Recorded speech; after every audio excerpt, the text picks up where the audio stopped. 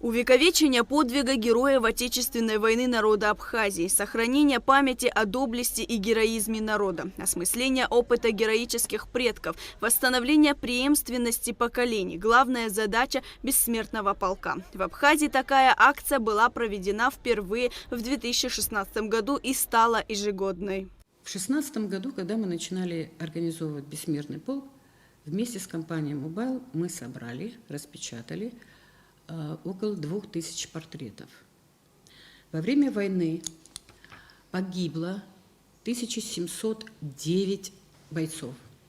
Из 2000 портретов на сегодняшний день в офисе Ассоциации женщин-инвалидов Отечественной войны народа Абхазии находится около 1000. Мы планируем еще изготовить около 1500 портретов. В этом нам будут помогать и компания «Мобайл», а также нам комиссия по празднованию Дня Победы выделила определенную сумму. Шествие бессмертного полка в День Победы и независимости – это традиция для нашей компании, и мы рады быть частью такого важного события, отметила специалист отдела по связям с общественностью компании «Мобайл», соорганизатор бессмертного полка Эльвира Айба. Как и во все годы, наша компания будет принимать участие во всех организационных вопросах. Мы обязательно берем на себя печать фотографий портретов.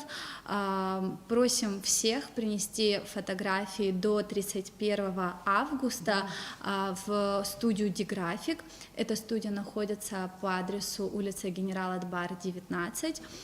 Фотографии будут напечатаны. Фотографии вы сможете забрать перед началом бессмертного полка, это 30 сентября. В этом году мы еще будем печатать флаги, делать футболки, будем разрабатывать логотип 30 лет Победы, и будут также футболки с этим логотипом. Мы делали значки на 25 лет Победы, также на 30 лет Победы будут сделаны значки, и мы будем их, естественно, раздавать. Схема движения бессмертного полка будет прежней. Безопасность движения организуют сотрудники МВД. Принесите, пожалуйста, фотографии в наш офис или в офисы по городам. Мы их распечатаем, и они встанут как герои в бессмертный полк. В этом году народ Абхазии отмечает юбилейные даты – 30-летия Победы и 15-летия признания независимости нашей страны. И поэтому акция будет масштабной. Лаура Капш, Роберт Ломя, Абхазское телевидение.